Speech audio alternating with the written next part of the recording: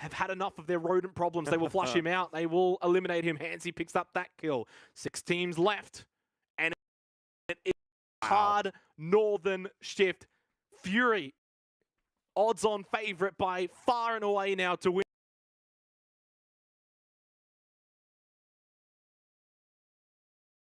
the first game of PCS.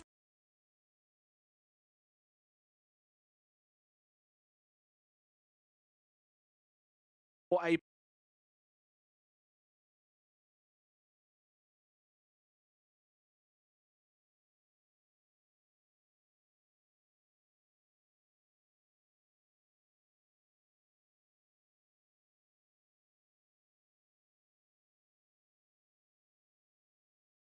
pack. Yeah, you have to say that they are in the perfect position now to really just keep everyone outside of that circle. Team number 1 will not be very happy to be seeing that kind of circle shift. So Pow and Ghouls did rotate down south towards the road, I suppose, but they left MiOU up north. So there is a little consolation there, I guess. That one knock doesn't seem like it's going to be a huge issue for Fury. 39% chance for Fury to pick up the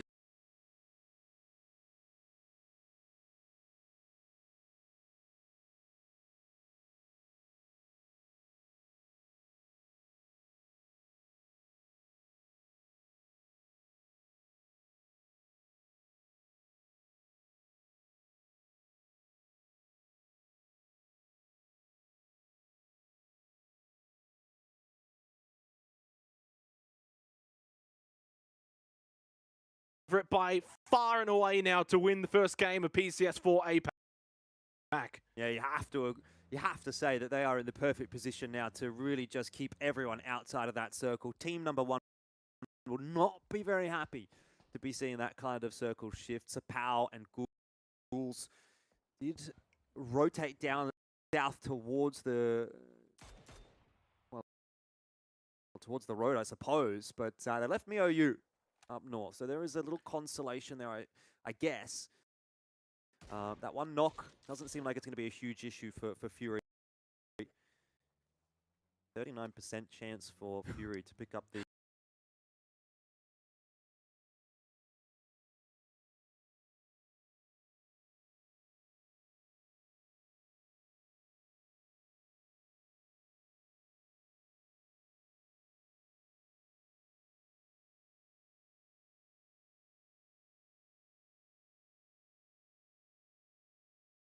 or do you I would actually getting focused by multiple, and we are now into the top 4. Fury with 4 players alive, Sharper with 4 players alive. Seem like the 2 power teams in this final circle, and indeed that is going to be the case as we see team number 1 eliminated in 3rd. So it's a 4-on-4, and the circle shift, I think, might actually favor Sharper. And this is where it really picks up. You've got 2 teams left. The winner, it doesn't matter in terms of the kills. They both got 6 kills each, ironically, but it's all about getting this team. Who just rolls away a little bit too far. Stays alive. The Molotov from Waikiki Mukau looking to make this very difficult. Biddy is on top of the trash can. He avoids the Molotov. 6-Axe will die. But we've still got Belmoth there, and Waikiki Mukau probably doesn't know he's on the edge. Insight's got to be careful. The nade doesn't get the kill. That smoke is up. That's blocking Belmoth's vision here. Cow, just check the corner. He's going to get the spray onto Tanoi. From behind, though, he gets the kill. Belmoth tried to surprise him. He gets shut down. It's only 1 left. It's Maximus versus 3 members of Fury for the first win of PCS 4A pack. He needs to pull off a 1 versus 3. Yeah, that's a huge quick flick from Waikiki Mukau. If he goes down there, things could still spiral out of control. But the fact now that it's a 3-on-1 leaves you thinking that Maximus probably doesn't have enough to get this one over the line for Sharper Esport. It will be a great start for Fury to get that chance. They are teetering on the precipice of doing so. Maximus hiding away behind. And of course, the benefits here for Fury are huge. And for Sharper Esports, it's a disaster to not be able to walk away with a win, getting yet so close to it. They know he's inside of the smoke. It's just a matter of moments before the team from OCE will take out the first win of APAC. And we're seeing all that utility getting thrown in on top of him, but Maximus still continues to hide away inside of that smoke. Nowhere to go. Flood is watching the connect, and in the end, Flood goes down, but it does not matter. Insight for the trade, Fury for the victory, and the winner chicken dinner rolling. Fury very, very super keen to see some success for Fury on day one. And I must say, Xenox, that I'm quite happy to see that. Not only because I'm from Australia, I guess there is that bias involved. Yep. Throw the lettuce head in the chat, that's fine, get it out of the way. But because I feel like Fury in the past in PCS has struggled sometimes to convert these kinds of games into wins. If you remember, I think it was PCS 2, they didn't get a single win on the board at all. They had so many consistent top 4, top 3 results, but they couldn't actually get a win. And I was wondering whether or not that would be a problem come the winner chicken dinner kind of format. Doesn't really seem like it at the moment. So great start for Fury. Yeah. They only picked up 2 wins as well in PCS 3 to go along with that line of thought that you're sort of provoking here, Jordan. So that's a big win for Fury to kickstart PCS 4 APAC, a team that, as you said, in the past hasn't necessarily always been able to get those chicken dinners. Now, more than ever, in terms of the fact that it's so crucial and adjust the best. They are going to be the ones that do come out. And I think for Fury, you know, obviously they didn't end up going to PGI. They've probably had more time than most teams to be able to prepare for this, adjust here and there. And boy, do they look good. Waikika Mukau, he is a sex symbol. He is looking gorgeous. 4 kills.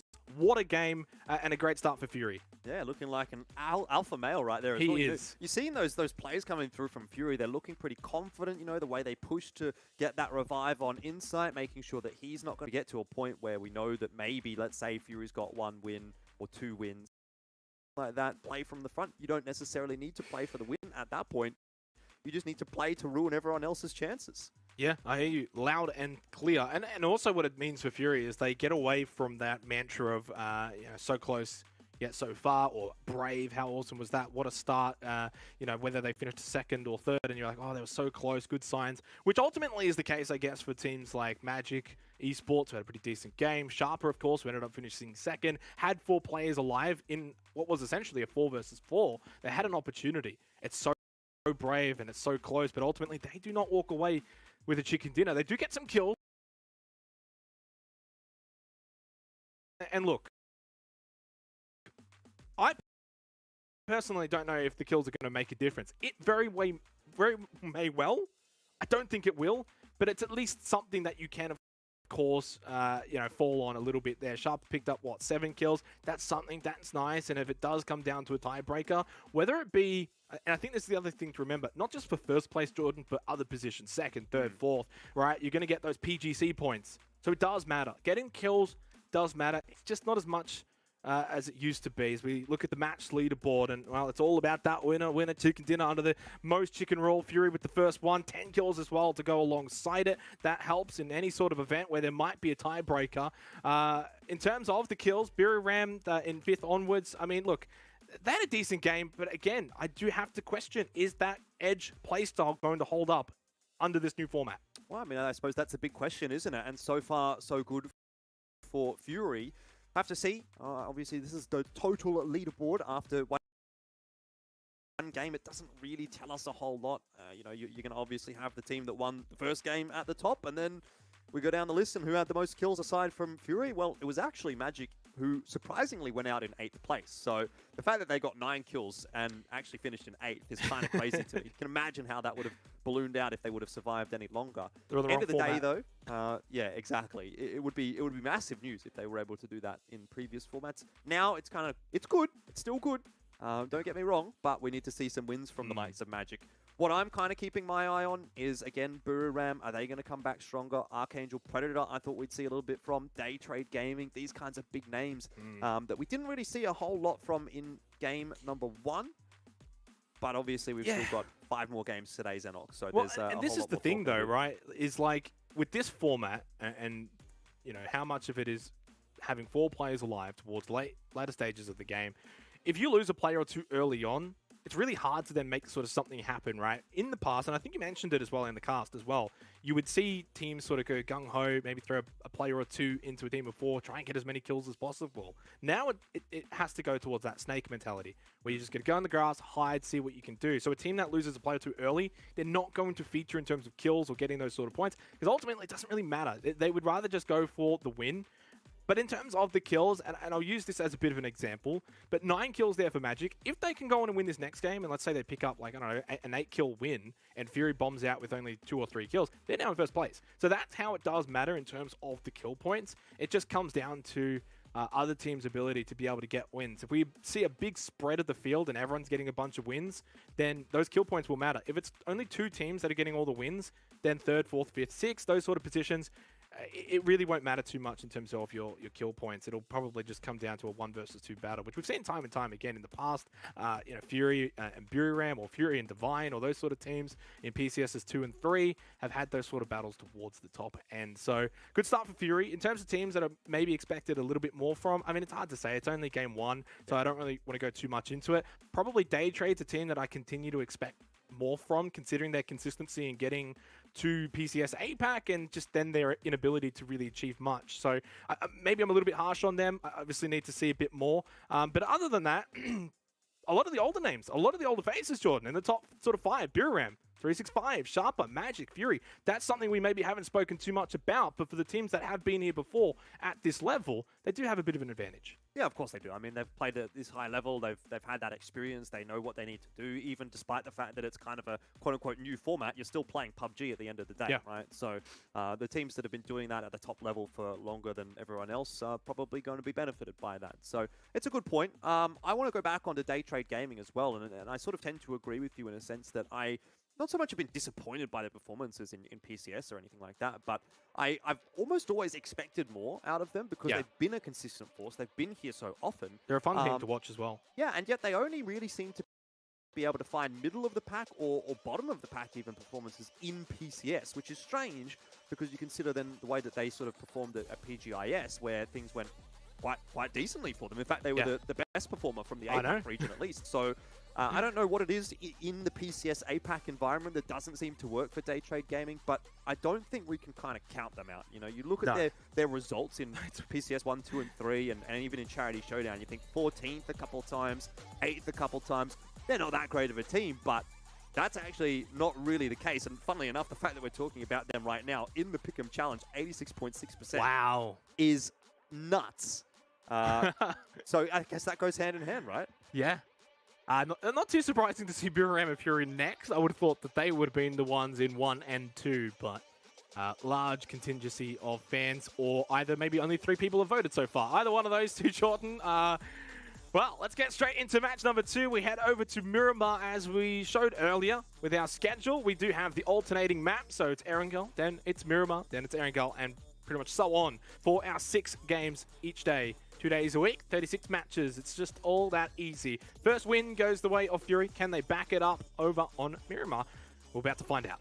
Yeah, it's a big question, isn't it? And it is interesting, this change-up going from what would have previously been 2 maps of Erangel and then 1 map of Miramar, or 2 maps of Miramar to sort of round out the day.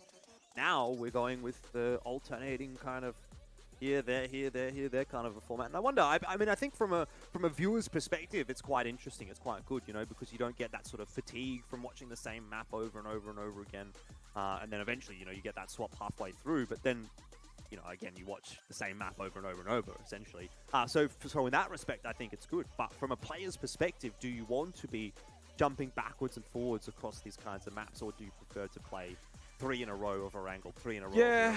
I tend to imagine that you'd probably look towards the latter as being preferable from a player. Always alternating. It's always a little bit different in some way, so I don't mind it. I'm okay with it. Let's get started. It was a southern plain path here over towards Los Leones, and I wonder if we might get another northern circle. No, we're going to go directly down south. That I like to see. We already had a pretty decent circle for game number 1, Jordan, so I'm kind of expecting maybe a bit of the same here for game number 2.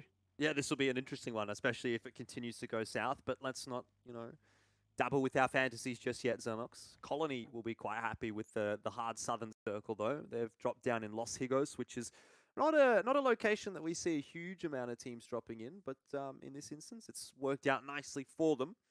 Fury on your screens right now, the team that does tend to take control of Los Leones.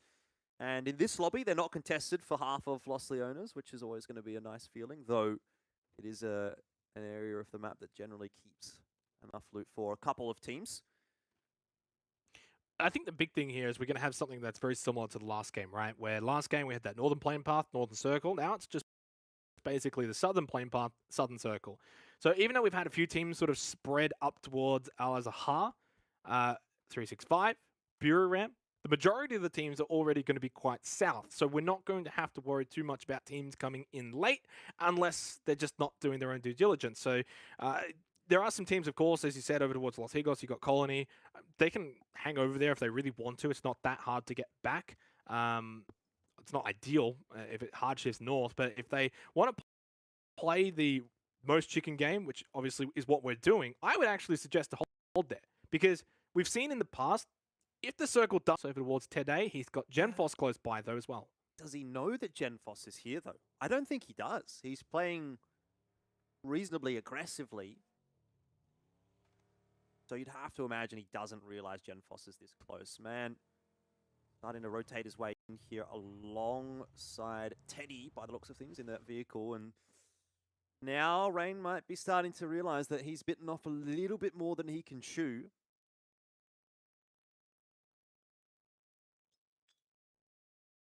Yeah, and you don't want to be losing players early.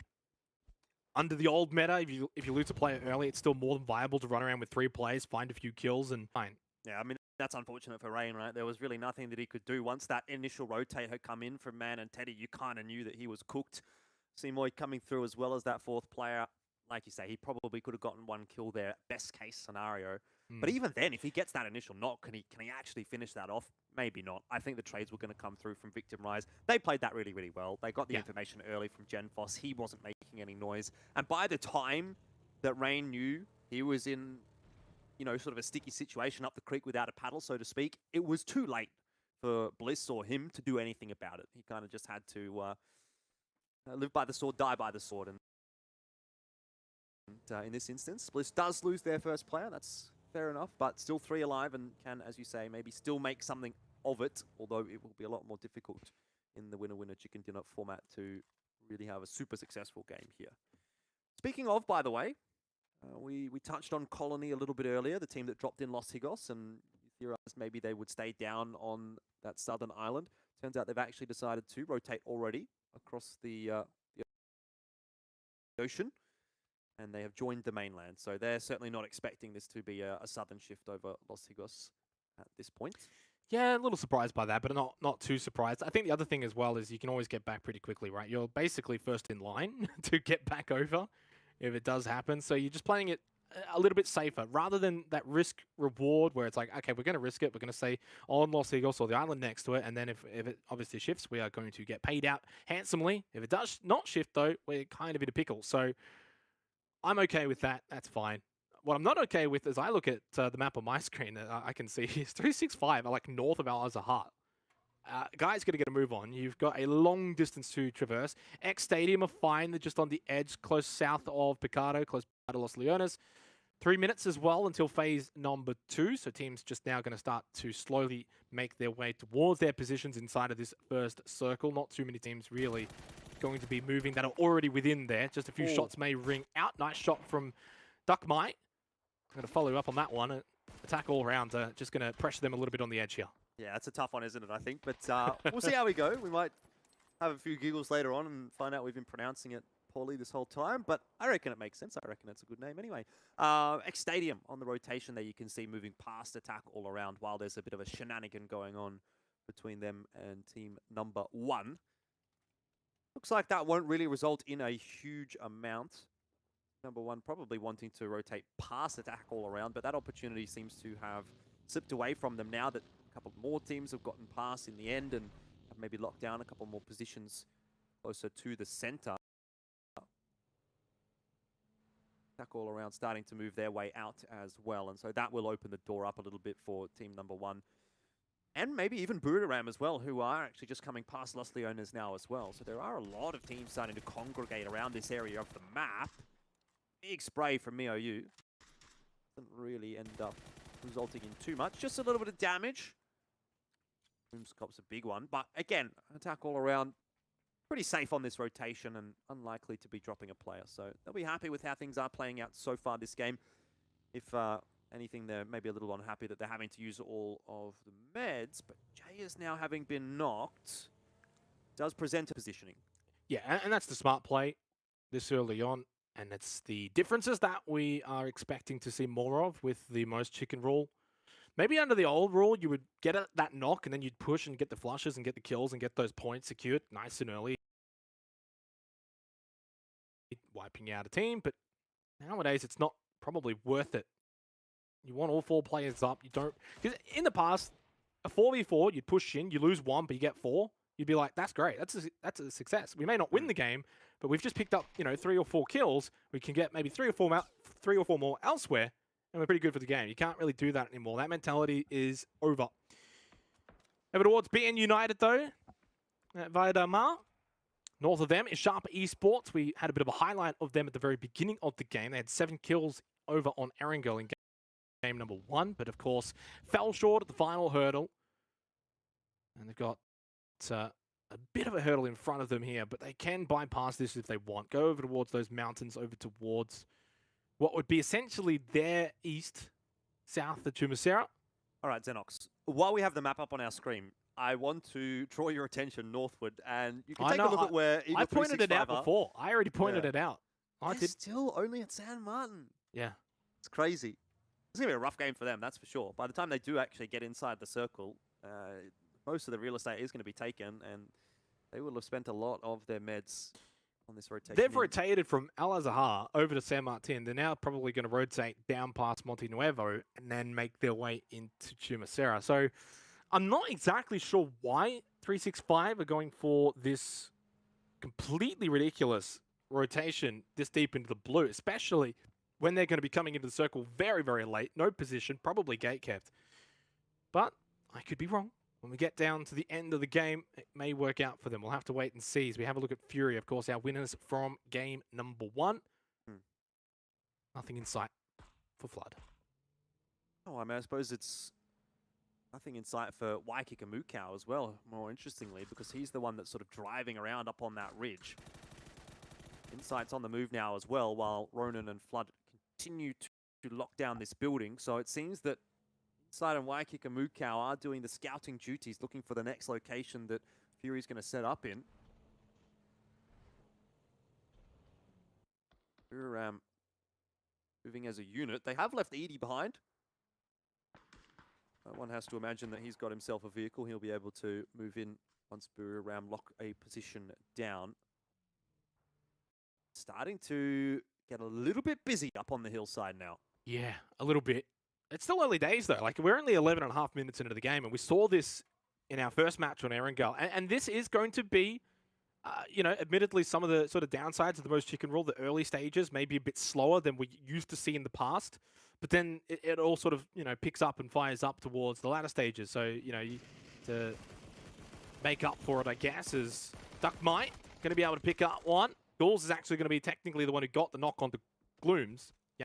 Yanku gets one back, but the demise for attack all round is brewing, and the nice nade as well.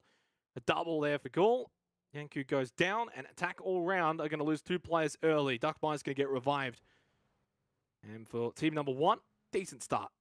Yeah, it really hasn't been a great day so far for attack all around, which I have to say is a little bit surprising in a way. Jayers and Gems, you think about the successes that they've had. Yanku as well, a experienced member been playing in PCS before as well.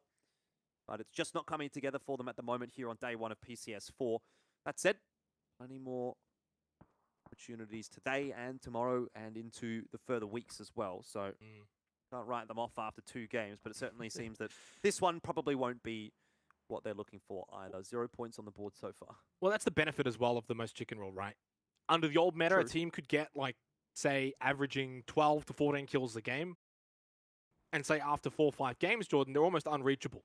But the chicken rule kind of eliminates that problem, right? Teams are always going to be sort of reachable, unless Fury goes and wins like 6 games in a row to start off PCS4 APAC, in which case you'd be like, well, throw your hands up in the air and let them win because that's incredible, but that's unlikely to happen. So by the end of the day, you might have a team on 2 wins, 3 at maximum, and that means you've a great day. Yeah, and that means then you've still got like another 30 games to catch up. Like, you're fine. So obviously you don't want a team to get a big lead, like say 3, but 2 is not too bad. And as I said, it means you can have a bad day and then catch up on the next day.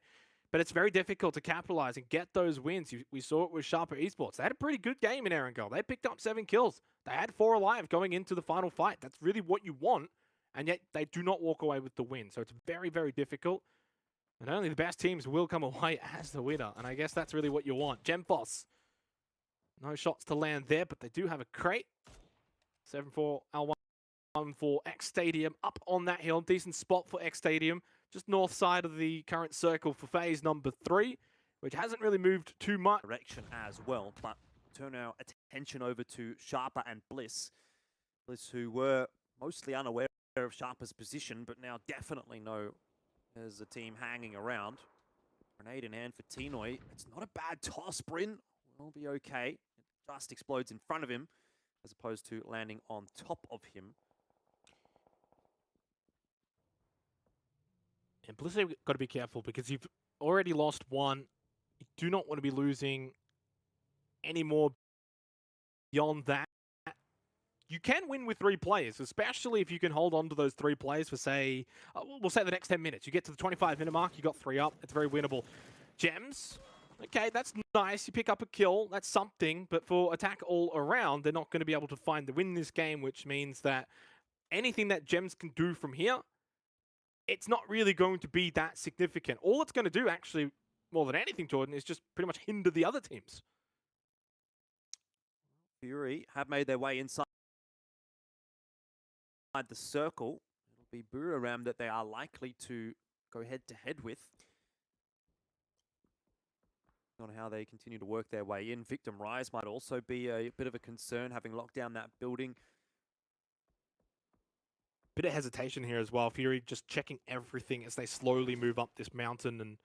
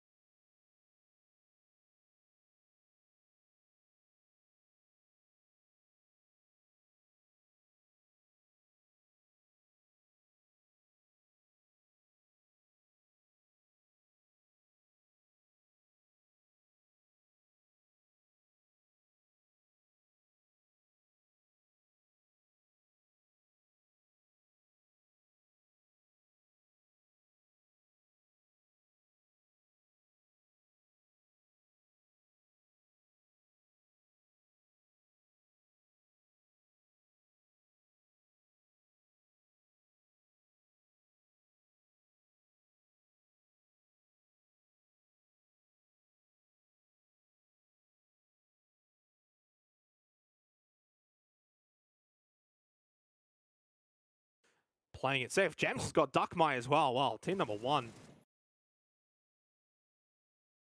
might be the number 1 team eliminated in this second game. Gems, perfect. He's got 3 kills now for attack all around.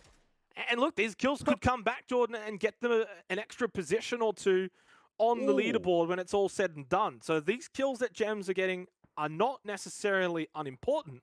They just don't factor as much as, say, they used to. Then now, Buriram and Fury finally will kick off. Nordra got Cal. There was one back the other way as well. Fury spotted game home. Oh, this is not good for Zapal. No, it's not. Well, team number 1 idea as to what's going on, and of course, because of that, they've just pulled back against Fury. Both teams got their revives back up, so they've both got 4 from that little scuffle. What's intriguing to me is Fury's position. At one point, I think it was phase 2, they were actually center of the circle, and now they found themselves out on the edge. And they did that purposefully. They actually pushed back out rather than trying to stay and commit to the center. So Fury adjusting there, and now they'll make their way back in as Team Bliss are about to get obliterated. Eagle 365 pushing up. Vandal a little slow here in that pickup truck, and slow to get out, slow to shoot. That whole thing was like he was in quicksand. Jexy pulls up, perfectly timed, gets the elimination, and Team Bliss are out in 15th position, but they are going back onto Gakon. But boy, the damage is done. Eagle 365, their late, very late entry into this circle, into this game, mind you, has already come undone, Jordan. Yeah, it's an absolute mess up on the northern side of the map at the moment, isn't it? X Stadium, Eagle 365, even Sharper is hanging around. You can see at the back of that hill, and they might cause some problems for Eagle 365 in a moment. Take a little bit of a more central look now. It's Archangel Predator, who are down to a couple of players, 3 players still alive by the looks of things. Dog did get finished off, but they do have a center position. Issue is there's a lot of teams looking at Archangel Predator. Colony, you can even see right now on the minimap firing some shots in that direction. But there's a big circle here. It is. We'll see where this one goes. Oh, and it's back the other way. Yeah, but most importantly, this circle is nasty because of the fact that it keeps the road in. It splits this circle in half. You can see Colony on one side, Magic on the other, along with Archangel Predator and Daytrade as well up north. You know, technically, they've got to sort of decide on what side of the road they sort of want to be on late game. Basically, this means Phase 5 hasn't really given much information. We need to see a little bit more, like, say, Phase 6, where we are then able to potentially see where these teams want to move and, of course, make their decisions later rather than now, which is not ideal. Ronan on the floor. Game home sending it in the opposite direction. So they don't want to bar of it. They want to take this opportunity to a reasonable job of it. They'll have to do a couple of teams sooner rather than later. And Boomerang are still looking to lock down this compound and perhaps gatekeep Fury. Isn't too bad of a decision, considering Fury are the team right now with a chicken dinner on the board. But yeah, does it stop them from getting their own chicken dinner? And what's more important in that respect, I'd have to say probably we're looking to get their own rather than denying one from Fury. Well, what you would want to do is get as much as possible without hard committing. If you know that it's Fury and you can get, say, I don't know, 1 kill, that already hinders them enough where it's going to be unlikely that they can then go on and win. They can, of course, still do it. It just reduces the chances a little bit. So rather than full sending it and having that full 4-on-4, you just try and sort of take out one of their legs a bit. Now, Fury are just going to actually navigate past them. They're going to divert through. I was a little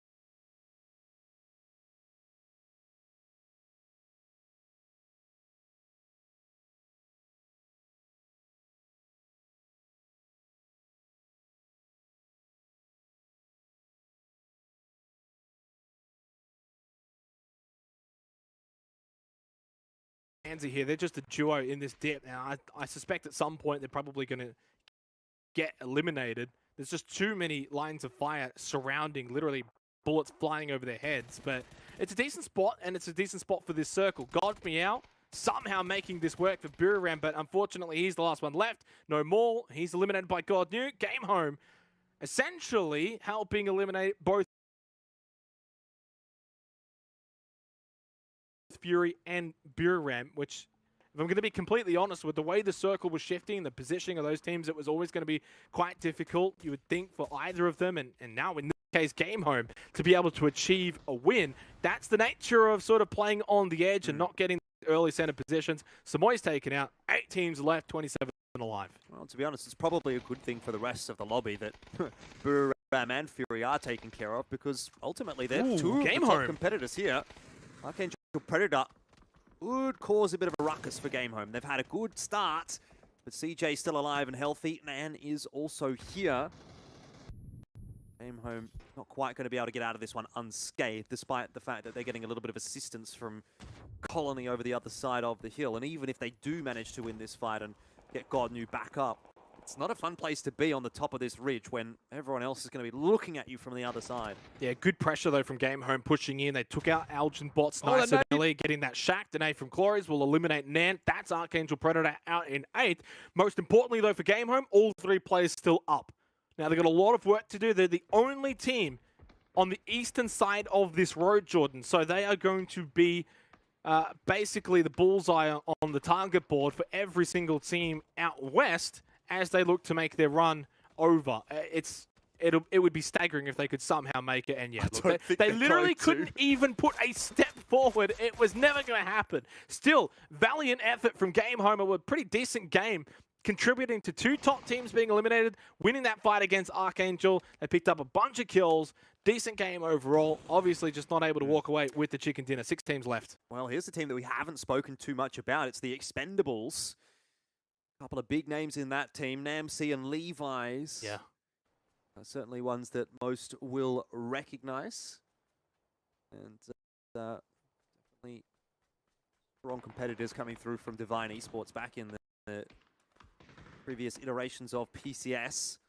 So I have high hopes for this Expendables roster.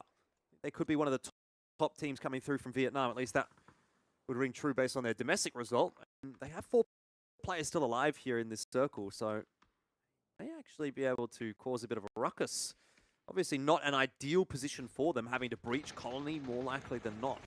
But definitely benefited by the fact that they have all 4 alive. Eagle 365, this grenade looks so good. It'll blow up the car, and Vandal and Vanotica gets rid of Hansi in the meanwhile. So that's the end of Eagle 365, and we go into our top 4 with all 4 teams currently having 4 players alive.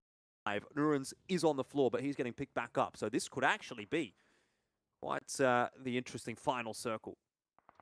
And in terms of the kills, right, and this sort of brings back to that discussion in terms of teams getting kills and that having some importance. If Colony can get 3 kills in a win, they go to first place. It's only early days, but these are the things that they need to do. Carbs will take out Vanotica. That's an extra kill. For the teams down below, Daytrade's only got 5 kills, so they'd have to just about, wipe out the majority of the players left to take that first place. So kills do matter in situations like this at some point later on. It may not matter in terms of first place when it's all said and done, but other positions, 2nd, 3rd, 4th, are going to be separated by kills. One of them will be, so you do want to get them. Poochill's eliminated too. Daytrade just losing players, unfortunately, from all areas. And Norans, the one that was down, is the only one that is now up. And for Daytrade, they are going to be taken out, you would have to say. BN United, Team Expendables, and Colony will look to find. One of them is going to find their first win of PCS for APAC. 3 of the new teams, Jordan. Yeah, it's very hard to say which one it's going to be as well, because each equally has, I'd say, almost as reasonable of a chance. And now with that circle shift, it continues to sort of remain up in the air. Like, Colony has control of the compound. That's good, but the Expendables, they have the Defilade. They can play quite safely down in this low ground and hope that maybe BN United is going to end up fighting Daytrade or fighting Colony. And Daytrade themselves have a lot of Defilade to play with. The only real thorn in their side is going to be Nurans on that rotation up north, if that's where they do decide to go. I think we probably have a little bit of an eye of the storm kind of a situation right now. Things have been crazy. They're going to slow down. They're going to get crazy again. The winner chicken dinner percentage chance seems to be favoring the Expendables. I agree with this one, actually, because I think from Team Expendables' position, they're going to be able to catch Colony coming out. Not only that, Colony are in a position where they can get, pinched between two teams, depending on how BN United sort of play this. Colony's going to be the team at the forefront.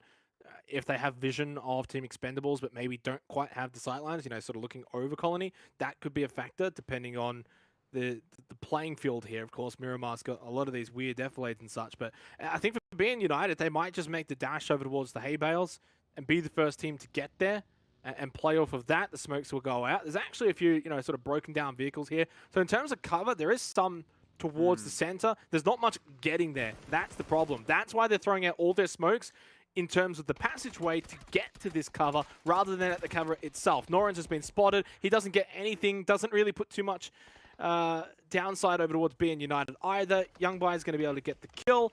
We're down to 3 teams left. The Expendables need to make something happen along with Colony, because right now BN United have just taken the best position in the house. Yeah, and they've locked it down as well, haven't they? Those vehicles are getting blown up. They're being set up into essentially mini compounds, and then you've got the hay bales that Dr. Logi is playing behind as well. Here goes Colony on the move as they start to drop their smokes on the floor. This grenade could be huge, but it's not quite. It does damage, but no kill, and that's what Colony needs. This is great, though, for BN United.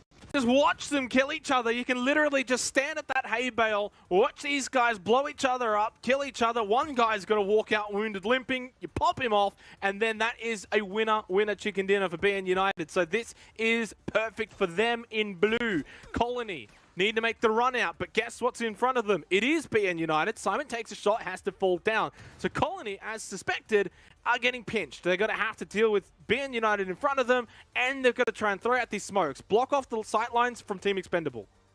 Oh, I'd be interested to see what Expendables actually do here. It looks like they want to push up the hill, take the fight to Colony, which is interesting because it's going to put them between a rock and a hard place depending on who gets away with the win. Expendables does seem to be getting the better of Colony at this point, but how much does that really help them when BN United is able to just sit and free farm and do whatever they want? End of the day, we all saw that one coming after BN United made that rotation. It works out nicely for them, and they will join Fury as the second team with a winner-winner chicken dinner on the board after Game 2.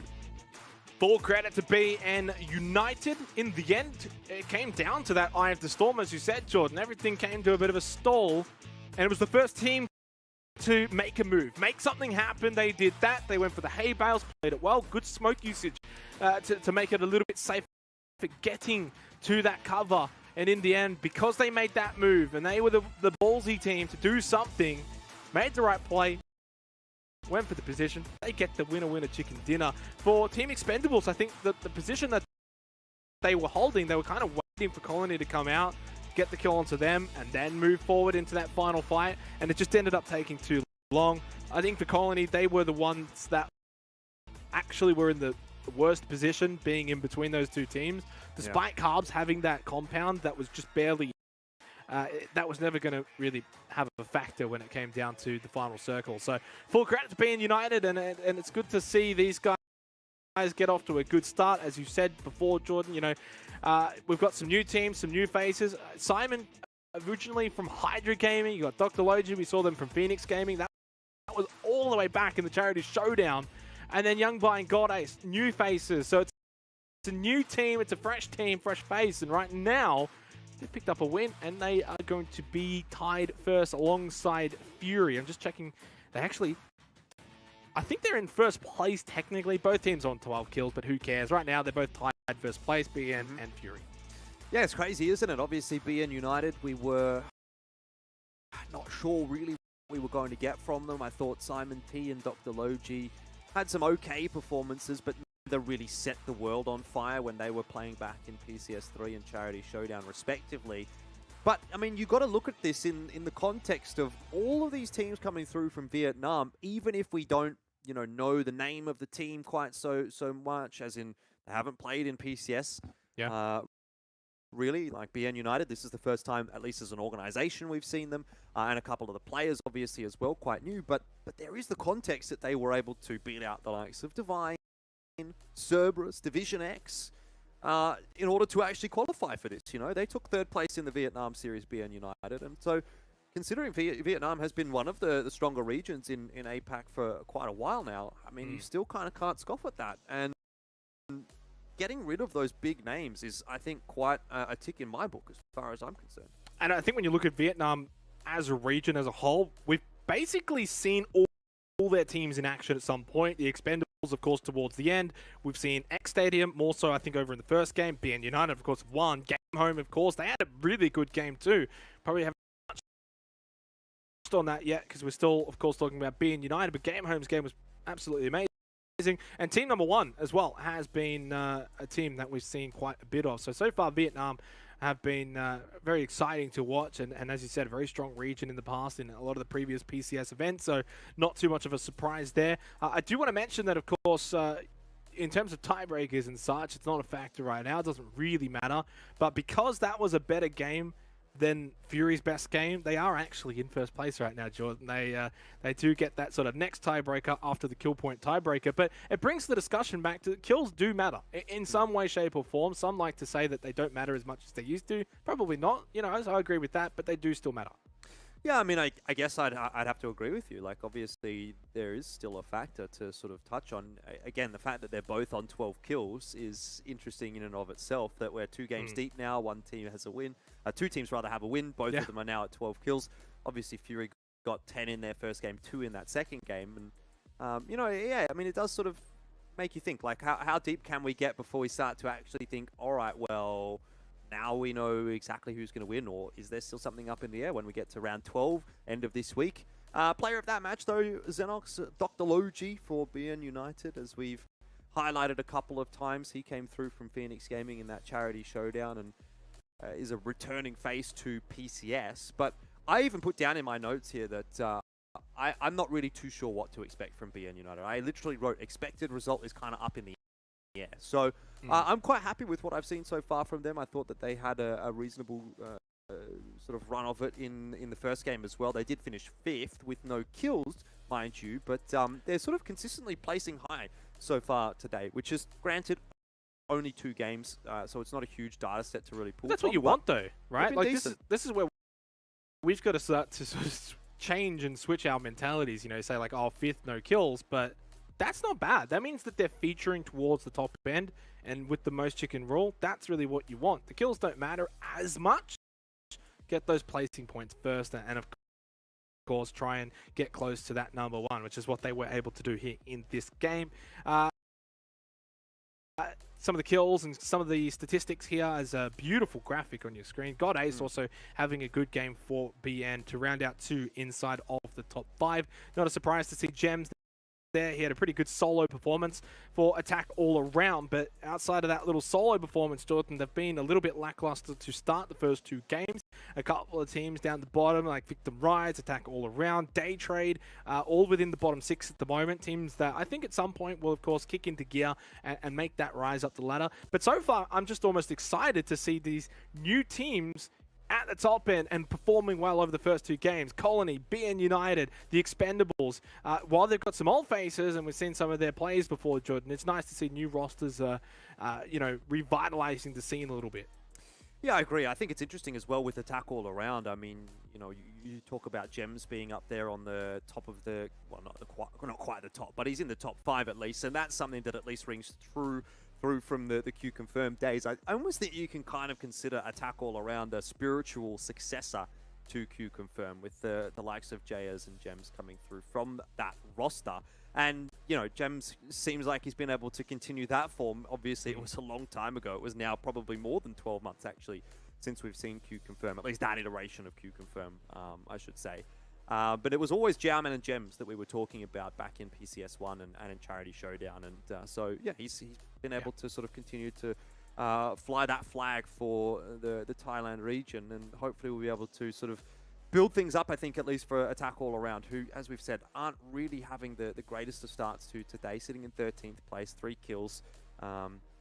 Obviously not too many high placings either. So Again, look, it's not the end of the world, right? With the winner-winner chicken dinner format, you do just need to get that one or maybe two wins on the board, and obviously from that point, you can potentially start to elevate yourself up the standings quite substantially, and it doesn't necessarily always come down to kills. So, Yep. yeah, there's still plenty of opportunities, still plenty of chances. We're not even halfway through the evening so far, Xenox, and I mean, things can turn around pretty damn quickly, and you have to imagine that they will still, because there's a lot of big-name teams that we've spoken about that haven't really stepped up yet today. Buriram is one. Daytrade is another. Sharper, you know, they had that second place, but they sort of fell short there in that second game, 13th for themselves. So a lot of chances available, and a lot of teams that we still need to sort of keep an eye on.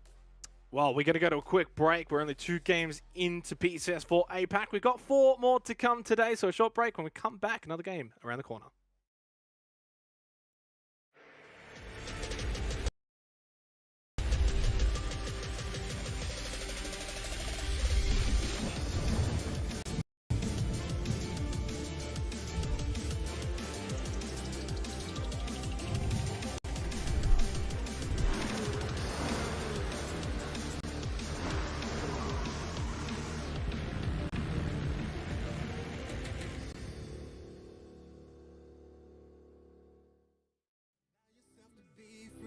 Allow yourself to see all the things that we could be. Yeah. You should always feel good. Yeah. Open up your eyes and take a look. Everything you need, you find that piece of me. We could be like fire. Yeah. No one could put us out. We burn so bright, and they will compromise.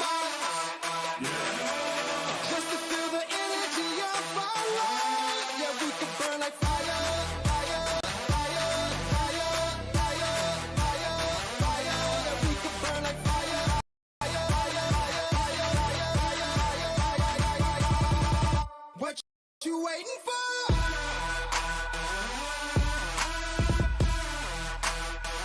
What you waiting for?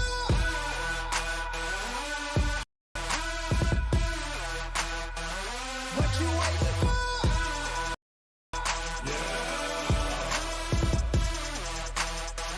What you waiting for?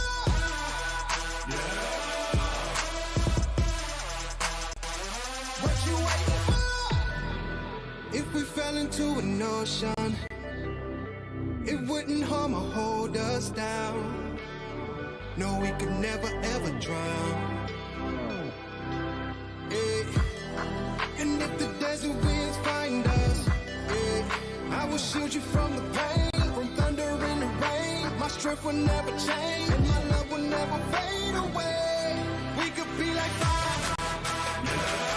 No one could put us out. We burn so bright, and they will compromise. Just to feel the energy of our life. Yeah, we could burn like fire.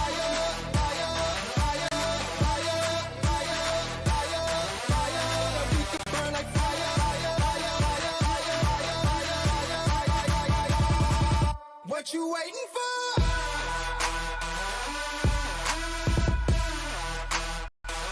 What you waiting for?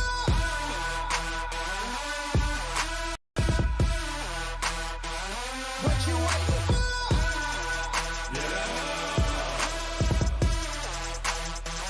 What you waiting for?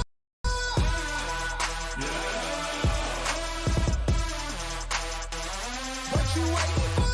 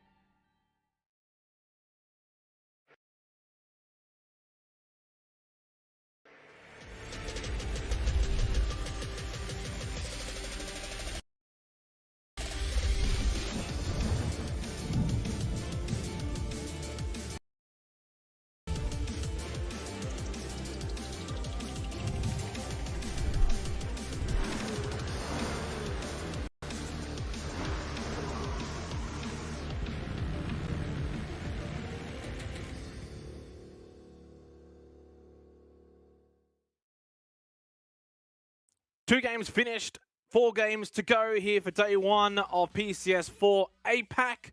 And of course, what a start we've had so far already. We've had a favorite win a game, and we've had an underdog win a game. Jordan, as you said before, expected results for BN United up in the air. Well, how about this? They get a win in their 2nd game of PCS. Yeah, well, I suppose that's a great start for BN United, isn't it? Very similar to what we were saying about Fury after game 1. But the real question is going to be whether or not they can do that on a consistent basis or even again at all.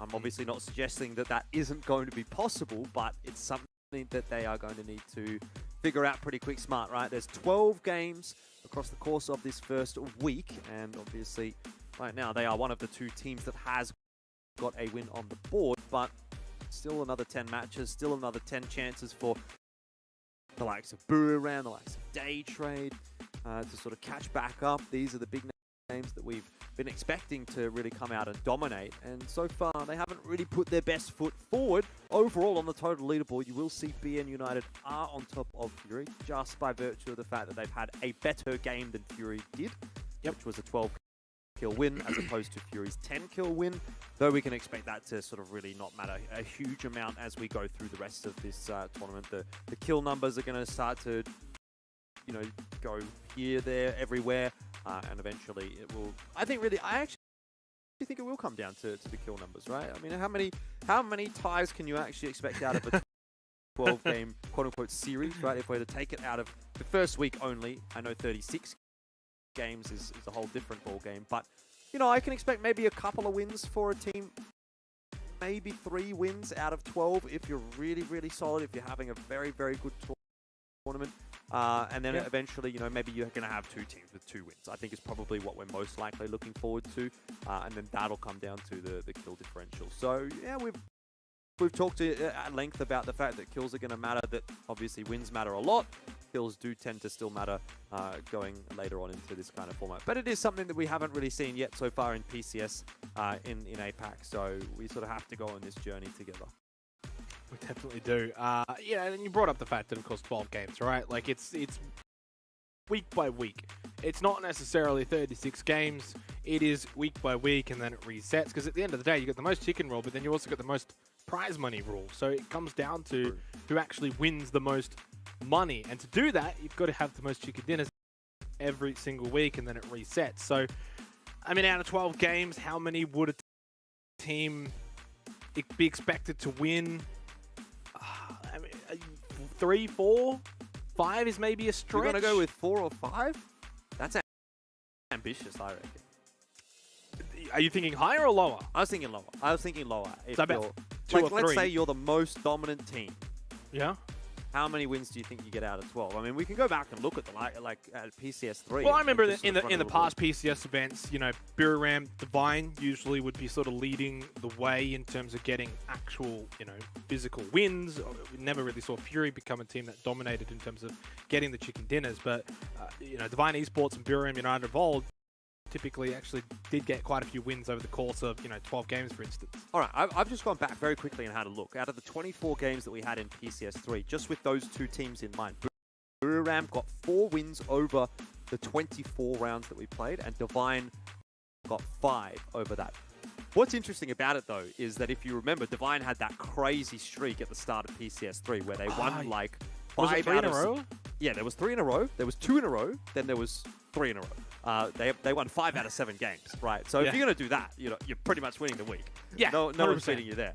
So the precedent is there that it is possible, but like I think, you know, saying somewhere around maybe 2 to 3 wins is probably a ballpark figure that we're probably expecting out of 12 games, in my opinion.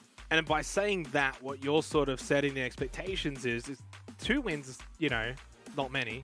It means a few teams are probably going to be on 2 wins, which means, lo and behold, points will matter.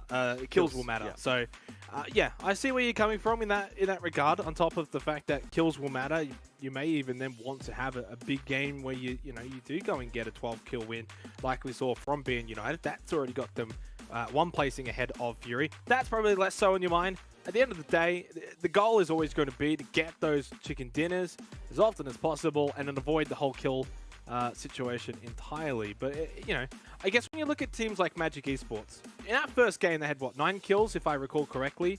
They then didn't, you know, get the win or anything like that. So you may then look back and say, well, those 9 kills didn't matter.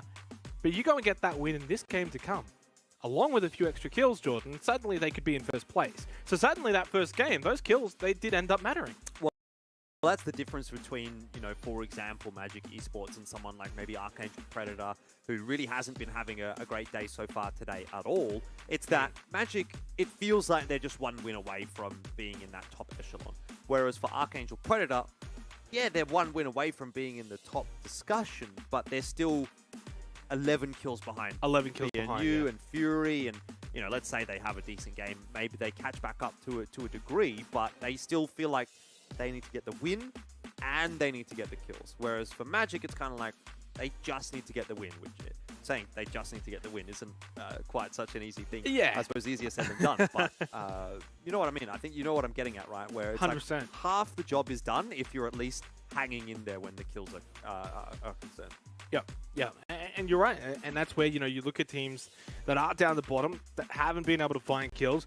Most importantly, haven't really been able to get into the games, right? And have much of an impact. Now, you can have a decent game. So I'll look at, like, say, team number 1, round 1 or game 1 on Erangel. They finished 3rd and they had 4 kills. And that's pretty decent, right? They got close to the chicken dinner and they had a few kills. And then, of course, then in Miramar, they finished last with 1 kill. So, and that's kind of then the beauty of the most chicken dinner is that game doesn't have as much of an impact.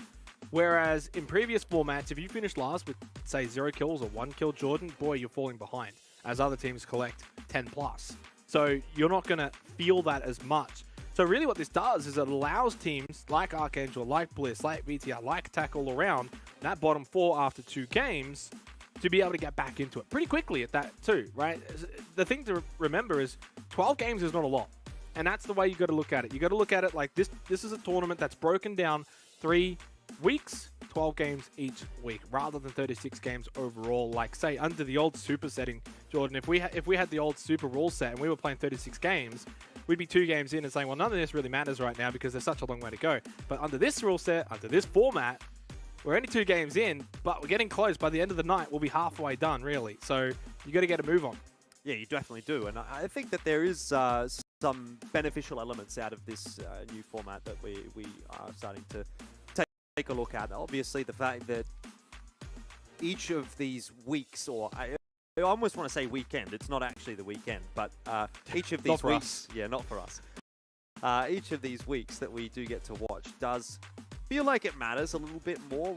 Like when you're watching 36 games, you go first week, okay, well, by the time we get to the 3rd or the 4th week, we've kind of forgotten about what happened in the first week because it's all just culminated in this massive brainwash of who knows what's going on at that point. And it's just like, okay, these are the standings that we're going into the final game with, and that's all that matters. Whereas now it's kind of like, okay, well, we break it down. And you usually have got about like readable chunks. 14 teams that just can't even win it anymore, right, by the 3rd week.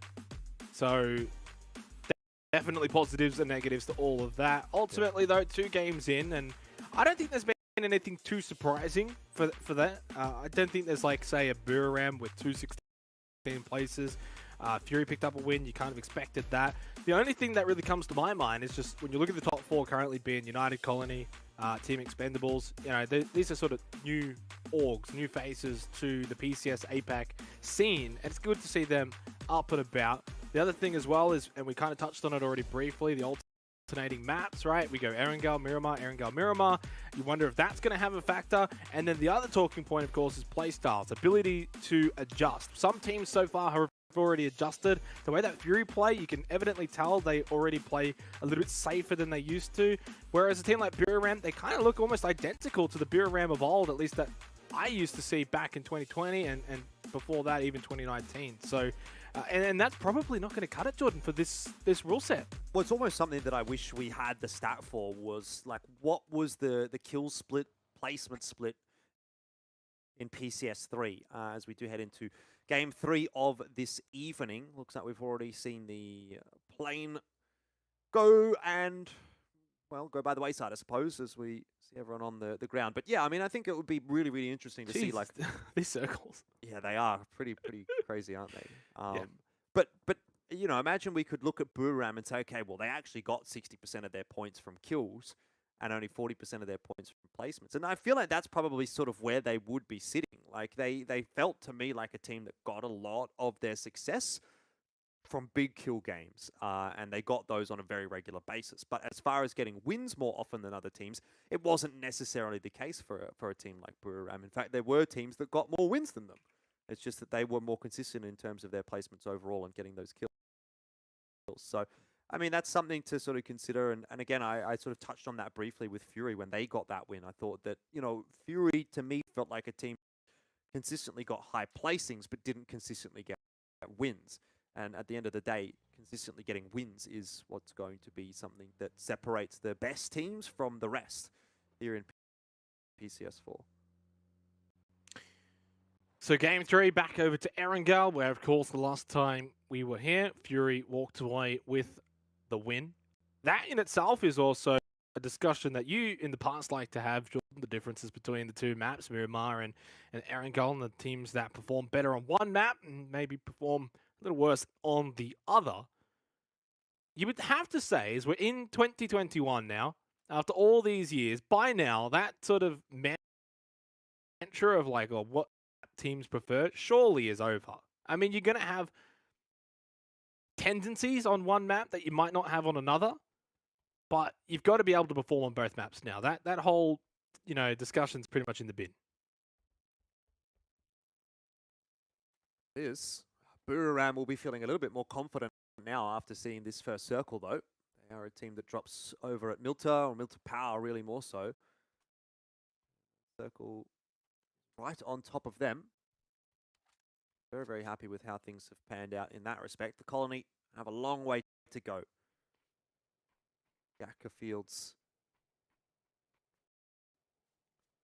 Expendables will be a little disappointed to miss out on the win in the last game. They were in with a shot.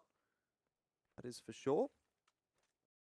They might not have too bad of a shot again here in game at number 3. They're also quite close to where the initial circle did pop. But, I mean, you know, we used to have all these discussions last year, Xanox, about the first circle not really feeling like it mattered all that much. And I wonder if that's still the same, or if it's I think it changes, yeah. I see where you're going with this, and I would have to say I think it changes a little bit. I wouldn't go as far to say it matters a whole lot, but there's a bit more meaning to it in the way that you're going to be positioning and setting up for the game. Because the reason why it didn't matter as much previously was you had a lot of teams that like to play edge, and you wanted to, of course, get those kills, get those points through those kills, which means you would be sort of sweeping around the map as we sort of just look at the prior match that we just had earlier on and the end of it. But now that's changed a bit. Teams, of course, want to get position a little earlier and be able to hold that position. So Phase 1 can kind of dictate that, but not so much. Of course, it's still going to move around. But you're just going to play off it a little bit differently than the way you would used to. Of course, with a circle like this and the one that we have over towards Mill to Power, well, this is a Phase 1 that obviously does dictate the game pretty heavily early on. If it's rather central and it's, you know, over Potato Hill or something, then it probably doesn't matter too much even to the current day.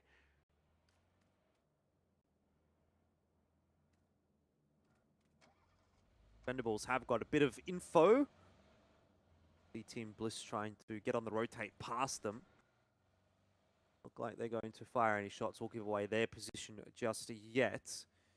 Nice to see Team Bliss into the circle early on in the piece. The first couple of games, it took them a little longer than most teams to get that initial rotation going.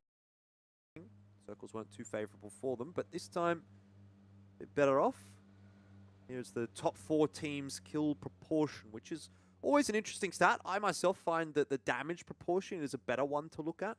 Obviously, kills can kind of be a little bit misleading in a sense. But funny to see Dr. Logi, Waikakamukau, and there was that third player I didn't quite see, all on 41% of their team's kills. The damage stat, though, is very interesting because you can just look at it and say, well, if you haven't got 25% of your team's damage, then the question is, what are you doing? This is not looking too good for Sharper. Monty already on top of the building. Textile does get knocked down. It's a 1-for-1 so far. Belmoth has a double knock. Rain and Textile both on the floor, and now Monty and Bryn have a bit of work to do. The grenades are going to go flying over the roof past the car, but it's too deep. Monty knocked down as well. It was a great start for Team Blitz. Jeez. They got that first knock, but Belmoth and Maximus have ripped them apart. And Sharper will take control of the buildings. They're looking sharp. That's true. That is very true. And look, I don't want to bet on Blitz too much here because fortunately for them, this is going to be a tournament that plays out very differently to some of the previous ones like PCS 3. But I find this is still a common trend in PCS where they're just losing exchanges too early. But hey, I mean, what do you really say to that? I mean, they haven't necessarily done anything too wrong here. It's just, it keeps being this sort of curse that follows them into PCS. And I think they're a better team now than they were, say, last year as well. So I think that they will turn things around, not too concerned. You can have a bad game here or there and still perform well overall.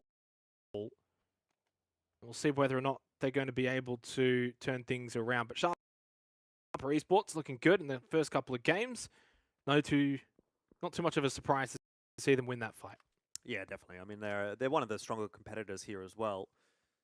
So we have to expect that they're going to be able to win some unfavorable fights. That one was unfavorable to begin with. I mean, Monty got the initial knock.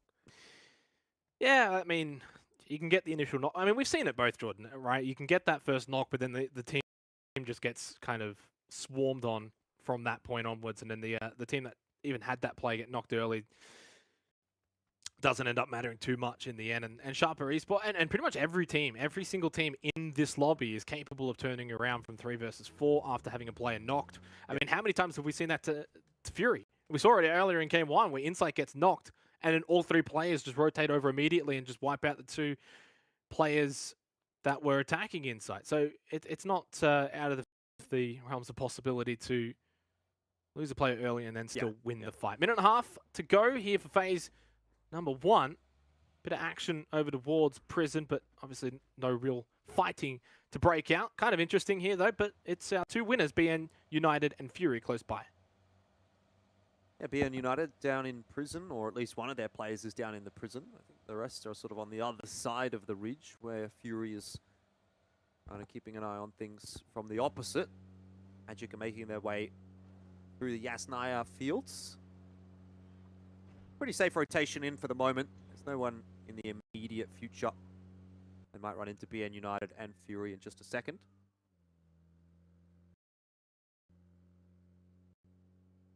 They trade much the same kind of a sentiment for them, although they're quite far down south, working their way past Milta.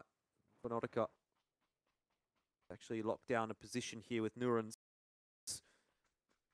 on the peninsula. So again for Day Trade though, and the way they position sort of early on is out of the fray, out of the action as far as they can sort of be, not looking to go for center, at least not too, effectively. I think they did it actually in one of the earlier games. It actually was our previous game on Miramar. At one point they were actually in a very centered position, but then sort of broke away from that centered position later on.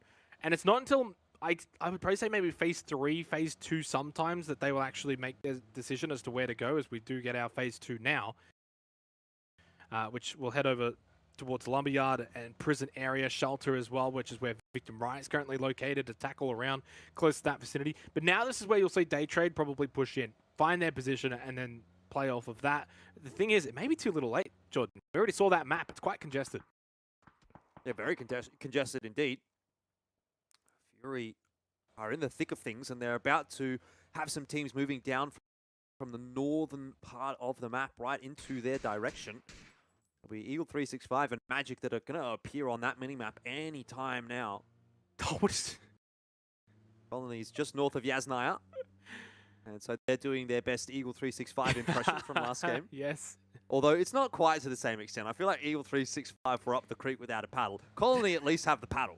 Yes. So they're able to get back in a little bit quicker. And they're pretty close to getting to land here, as they will make it into the next zone, so they're out of the blue. I think Alex still remains, but the other three are through. They'll come in from the north side. They'll push in through Mansion eventually, which is where Magic Esports currently located. Flood, seeing what he can find. Very small 2-2 split for Fury. Nothing too extreme in their current position. They're happy to just hold out towards Prison. It's probably the sort of game where you wouldn't expect Fury to go on the rotate here. Hold that position. Phase 3, if it goes south, they'll have to move. If they go north, then they can stay. They'll have to make their decisions right now. In fact, I don't really expect to see a whole lot of movement here for Phase 2. For whatever reason, I mean, pretty much every team besides Colony already in a decent spot, in a spot that they should be pretty happy with. So I would be expecting we'll see teams moving around Phase 3, and then the action to kick off around Phase 4. Yeah, it's definitely...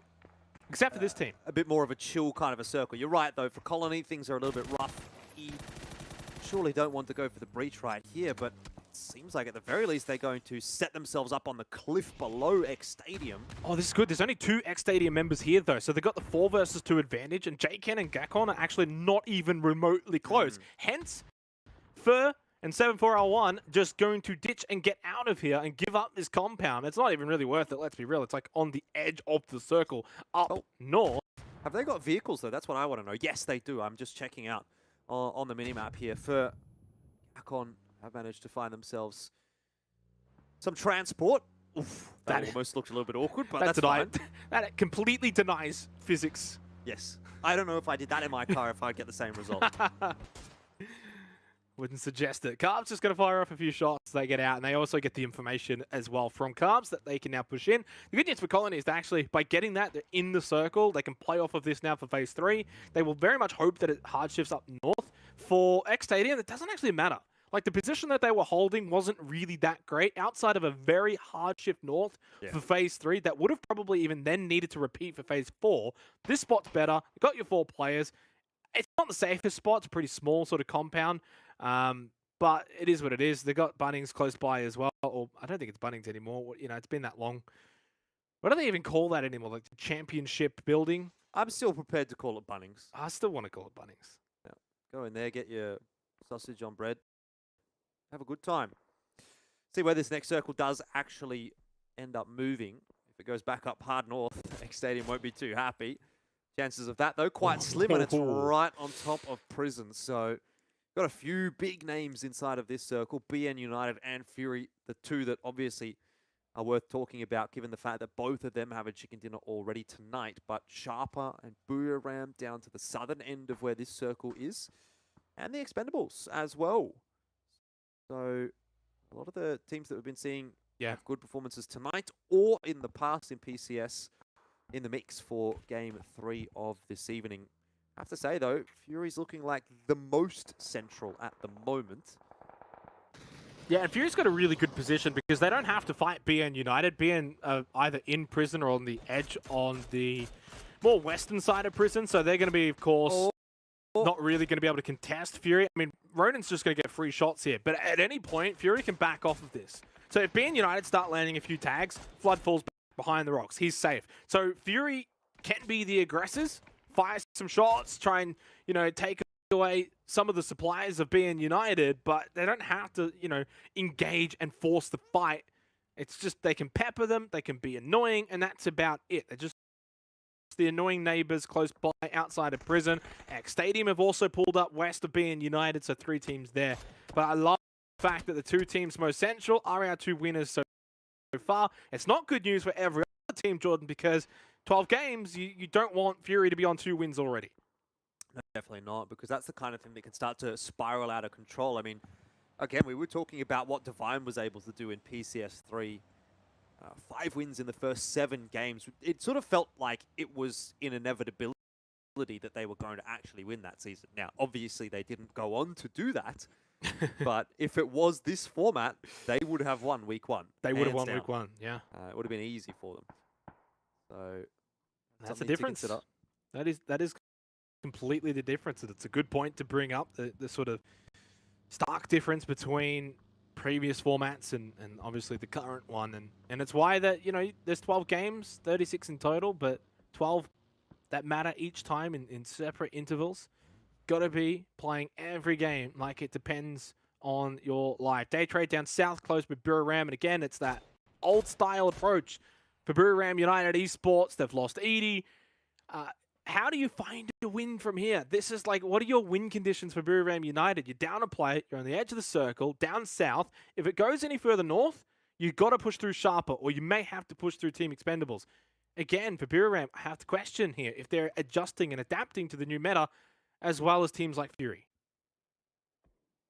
Well, Buriram has always been that aggressive team that likes to fight, likes to play edge, and isn't going to shy away from anything. But whether that transitions into an ideal playstyle in the winner-winner chicken dinner format remains to be seen.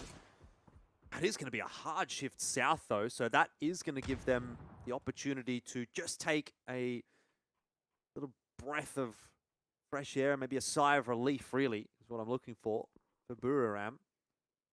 Means they don't have to push through Sharper. They don't have to push through the Expendables. And in fact, it's going to put the likes of BN United and Fury on the hotter side of the circle, with all those teams moving down from the north.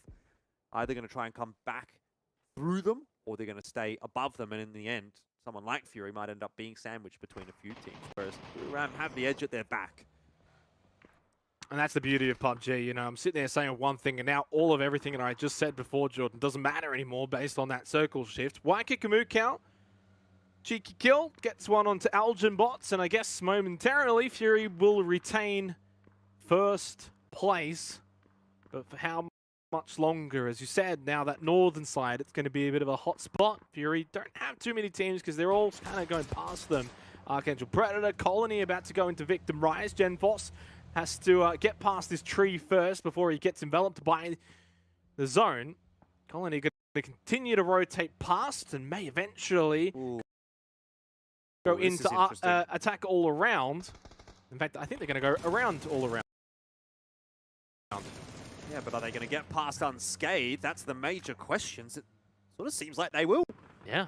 Getting shot by the Expendables as well, but this is a huge rotation from Colony all the way through the blue. In the end, seems to have worked out for them, at least for now. Although Buriram United, they've got God Meow in a position where he can spot Carbs, who's trying to crawl with that Darcia. It's not going to work out well for Colony and Carbs if Buriram have spotted them, and if they do indeed intend to engage. This is where Buriram will probably play a bit differently to how we used to see, especially with only the 3 players. Mad Dog, though, nice kill onto Duckmai. So Power has to push out of the smoke, and he does, and he gets to clean up Archangel Predator out of the game. 3 kills there for team number 1. Fury do have to deal with Eagle 365, but going back to what I wanted to touch on is, oh my god, never mind. Cow with a nade. He's going to surely follow it up. Why not with another one? I can't even get to the point that I wanted to make. He always gets a wrong on that one to bounce onto Hansi. This is huge. He's got another one. Cow's got 2 nades to land back He's got to one back. more. He's got another one that's thrown out. Jaxie, be careful. Duck for cover. And that one's just overshot, overthrown. But hey, job done from Waikikamuka. Eagle 365 are completely in shambles. Yeah, definitely not looking too healthy after that one. But luckily, it seems like they might actually be able to get those 2 players up. They've been given a brief moment of respite after the Waikikamuka runs out of artillery shells. Still, Fury have locked down their position in the circle. We'll need to be a little aware of X Stadium, who are pushing across from the southern side of Prison to potentially take that challenge. Circle shifts, this time a little bit more central, so favoring, well, everyone almost equally. The Sharper Esports position is prime, absolutely prime right now, which is probably, if you're Team Bliss watching on, this could have been your spot had they been able to win that fight. Who knows what could have been. And for Sharper, despite the fact that they've only got the 3 players, Jordan, they've got the position, they've got the compound, so this is now winnable for them despite being down a player. BN United down to just Dr. Logi, by the way. Carbs taken out by Nordra. 20 minutes has now elapsed in what is game number 3, or match 3, depending on how you want to label it. Victim Rise stuck hard out west. Team Expendables going to keep them, and then from that position, the Expendables in a really good spot for the late game as well. Ronan, spray on towards Fur, unsuccessful. Did about a lick of damage, but not too much. X Stadium now pushing out on the north side of Prison. Well, once again, Fury find themselves on the edge of the circle, which is, I'd say, more familiar territory for them than being center. Might actually where they'd rather end up. They trade so on the edge, and Dr. Logi seems gravity is going to be favorable enough for his vehicle. Yeah, United really relying on him. Jexy runs over Ghoul. What's going on here? Eagle 365 are all in. Oh, another one! Oh, they're all in, aren't they? Team number one. I'm trying to hold them off. Jexy's on the floor trying to res. What is this? Dodge him, cars. I think that's all that it is, Alex. Oh, VN United are gone. Eagle 365 also eliminated. 12th place, 21 minutes. The Dodgem Car Battle Royale has come to a conclusion. Over towards the, I think that was like northeastern side of the circle. Genforce down. Samoy going to go for the revive. Bomb is close. Nice spray on the 10-8. As he's just hanging out on the edge of that smoke. Insight's been knocked by Fur, by the way, in terms of the Fury watch. Alec for the Colony. Ducking his head down. MC almost taking it off. Victim Rice throwing out the smokes. Chaos everywhere here for phase number 5. And in 45 seconds, we'll get phase number 6. Flood down 2. Fury, their position that they once had and how they were looking. Well, they're looking in shambles at the moment. Cow's stuck up onto the north side as well, being cut off by X Stadium. Alec throwing out the flash grenade. 30 seconds left on the clock until phase 6. Bomb is gone. And this is Chaos Incarnate. Neotica taken down. Cheese King as well for Magic. Esport is there. Magic finding kills. Tong K, one of the star players from the previous PCS formats, finds 3 kills on the Flash, Pooch Hills, and Venotica. Day trade taken out early again. Yeah, not good news for them, but certainly good news for Magic. But I'm not sure how long the good news is going to remain. Tonke heals himself up. Oh, Balmoth. Only a couple of players left alive. You mentioned Ronan getting finished off, and Fury do look like they're in a spot of bother. So too, though, does Magic Esport. It went down to just Cheatsy. Left alive and trying to do his best. Disgusting gets deleted. But how much does that really help Magic at this point? 2 players still from Game Home who are going to push in his direction. He's playing with this rock face quite nicely. The flash to go out. Finds a little bit of space and he runs around below. Have they heard him? They don't seemingly have total information of his position. Or the flash again picks it off of that body. Clories has spotted him. And 3007 should go over. Never mind, he gets shut down. A decent effort, though, in the end for Magic Esports. Again, they get kills, Jordan, but again, they can't find the win. I should mention, there's not a single team alive right now that has 4 players, so everyone's wounded. Everyone's down to 3 or less. Fury are gone. That's Cow and Flood eliminated. So, just like games 1 and 2, now for game 3, we are going to have a new chicken dinner winner. That means we could, in fact, have a new team taking first place when it's all said and done. Yeah, well, I mean, there's a good chance that we will, actually, when you consider that Game Home's on 15 kills. They managed to pick up the win here. Fury, only the 16. Easily overtakeable. Rise keeping an eye on X Stadium. Still haven't quite managed to make it into the circle after their massive stoush with Fury. They came off a little better, but not perfect. Only 2 players left alive for X Stadium. Every single team remaining in this game has at least lost 1. That's a little bit of added extra spice compared to the previous games that we've seen. Last few circles of game 1 and 2, we did have a few teams that had 4 players alive, and you always thought they were the ones that were going to walk away with the win, and indeed that ended up being the case. But here, feels like really it's anybody's game still. Yeah, it definitely is. The only ones I would maybe discount are the teams with only 1 player. X Stadium, Team No 1, or Number 1, and Team Expendables. Today knocked Samoy Genforce. Can he get this revive? It's pretty crucial. I mean, you don't want to go down to 2 players when there's still a large majority of the teams with 3. MC pushing on towards this rock face, and above it and holding on top is Genforce, who either will pull away or get the kill. Instead, he will pull away. Team number 1 is going to be taken out. Clories with the kill onto Ghoul. And Game Home put themselves in a position where if they can go on and win this game, Jordan, they will take the number 1 spot. It would be a deserved spot based on the games we've seen from them now over the first 3 matches. God News down, 3007, and Glories are still up as they look to push into Sharper Esports. Yeah, Game Home down a player, though, does make life pretty difficult, and Sharper sense the blood in the water. They're like the sharks circling around Game Home right now, looking for any opportunity for a snack. The flashes coming on through. Maximus dropped by 3007, and so that makes things a little bit more difficult for Sharper. They wanted to push, they wanted to get aggressive, but now they themselves are forced to sit down for a res, and Maximus is actually finished off by Genfos, which is a helping hand for Game Home. In the end, Sharper punished for their aggression. Yeah, and they were already down a player as well from the very beginning of the game. That was 6 Saxons. Belmoth is actually about to get pushed on by a Tede. You can see it in the minimap here. So they're very, very close by to each other. This could be very good or very bad for Victim Rise. Right now, it's very bad. Belmoth just giving Tede a bit of a surprise. But had he been able to get that knock or kill onto Belmoth, it would have really opened things up for Victim Rise. Winner chicken dinner percentage, the estimation, Buru Ram 29%.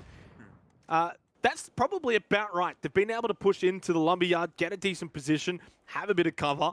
They've kept out of a lot of these fights. And this is where they have adjusted to the old Buru Ram, where they would have been more inclined to third party, push on to teams that are currently fighting. Instead, they're taking the Wizzy, they've taken position, and they're holding. So it's a little bit of a contrast to what we're used to seeing from them, and that answers the question I did pose for them earlier, where, you know, have they adjusted? In this case, they have. Yeah, it's nice to see. I'm actually a little bit surprised that Sharper have a 28% chance and Buru Ram only a 29% chance, when Buru Ram actually have the extra player. They themselves are in a pretty reasonable position inside of this circle, so I have to say I think it might actually be looking a little bit better for Buru Ram than it is for Sharper at this point in time. But who's to say that the circle can't sit right on top of Sharper? Game Home managed to move their way into, or onto, in this instance, one of the buildings. Glory's up top. The Expendables will be taken out by Victim Rise, and you know, Victim Rise is another one of those teams that we talked about earlier on today that could definitely cause a bit of a ruckus. They've been in PCS for the majority of the seasons, and here they are doing some damage. 10 kills already in this game, down to the 3 players, but everyone's down to 3 or less. And Victim Rise, while that circle shift doesn't favor them all that much, should have a relatively safe rotation in. There's a lot of cover to play with in the lumberyard. And coming to this game, Victim Rise only had 2 kills. Now they've picked up 10 in this one game. You go and get a win. Suddenly, you're in second place. And things are looking up. And that's how quickly things can change. And that's what we were sort of trying to allude to in the post and the pre-game show for this match, as things can change very, very quickly. For those teams down the bottom, the teams like VTR, Bliss, Archangel Predator, all it takes is that one game. Especially early on in the piece, inside of, say, the first night. That's what VTR are doing right now. They're in a winnable position. Can they capitalize, though? Not going to be easy. Sharper have still got Tanoy and Belmoth. You've still got Game Home with 3, Buru Ram with 3 as well. So a lot of, I guess, quote, healthy teams for how every team is placed at the moment. 3, 3, 3, and 2. Interesting setup from Sharper. Hiding away in the grass. Waiting for Victim Rise to walk around the corner to make the mistake. They haven't been spotted just yet. Tinoy feels like he's out in the open, but it's a bit of an off angle that Victim Rise might not necessarily check. And that could be the initial knock that Tinoy needs to start to snowball the fight in the favor of Sharper. So far, no commitment from Victim Rise, but Genfos gets knocked by Glories in the end, and Victim Rise scrambling all of a sudden as the blue is at their back and they need to get that res. Yeah, Glory's just basically taking all the work from Tinoy and getting the actual knock. Genfos will be revived. The smoke does go out, but most importantly, Tinoy's position has now been noticed. They do know, they have the information. So this is going to change things. Just slightly. Belmoth hanging around these logs as well, as we are heading into phase 9. And of course, the blue will start to shrink down into nothing. Gonna hit your shots, Nordra. You're not going to get too many off opportunities here, and he unfortunately whiffs the majority of them. Glory's on that roof. Pressure on the Belmont. Tonight, they swings around. He'll get the knockdown. Game home. Will essentially move forward with 2 players. I'm not sensing they're going to be able to go up and get that revive. He can drop down. Nade is out. Bit of damage. Tenoy's going to be careful. Belmont down. And he's probably out for the count with the Molotov as well to make life very difficult now for Tenoy. Game home responding with aggression of their own. But this is good for Victim Rise along with Buriram. Staying out of the fracker. Oh Got you. Nice little jump down. He ended up getting both kills. Game home. Looking strong. Looking to bring it home. But Victim Rise and Buriram have got the numbers. They've got the position. And for 3007 and God knew they're out of position. And unfortunately, I think they're out of the race for the chicken dinner in match 3. Yeah, it certainly seems like they're out of time. 1 player remaining for game home, and that is 3007. Victim Rise know exactly where he is. The grenades are going to be starting to fly in his direction, but a little bit too deep this time from Victim Rise. And like in my mind, really, it's a question of either Victim Rise or Buriram, and who does this one solo decide to spoil? More likely than not, it'll be Victim Rise. That's the side of the circle that he is on. If he even gets 1 knock, it'll be pouncing time for Buriram. Can he stay alive long, though, after having to move from this current position? And as you said, if he's going to play spoil, it's most likely going to be against Victim Rise. Tede is watching a very good angle. The other thing to remember is that Victim Rise have got an extra chance of getting an extra kill. So that is also something that's going to matter. This is turning out to be a very big game for Victim Rise. This could be a deciding game later on in terms of tiebreakers, in terms of, you know, the best game sort of played and best game won. Janfar spots 3007, but he is going to die to Nordra. So it's down to Tede and Samoy to see if they can take out the final members of Buriram United. And as you said, they're pushing straight on. Kadaxi, though, knocked down onto Tede. Buriram United have arrived for PCS4. A 4-kill win, but it's a win nonetheless. We're going to win up chicken dinner. They're on the board. Well, we knew it had to happen eventually, didn't we? Buriram, they started slow so far in PCS4, but that's the win they've been looking for. And it's not quite going to get them to the top of the table. They don't quite have that many kills, but they have got an all-important chicken dinner on the board, and they'll join BN United and Fury as one of the 3 teams now that have one of those to their name. And Buriram, well, we can expect some big games from them in the future as well. So we won't be seeing them stick around on a low amount of kills for too long, I guess. They are one of the teams that just tends to have these pop-off matches. And this one, it wasn't really quite that 4-kill win. Look, I mean, end of the day, we talk about it coming down to the wins more so than the kills these days. But I'm expecting big things from Buriram here.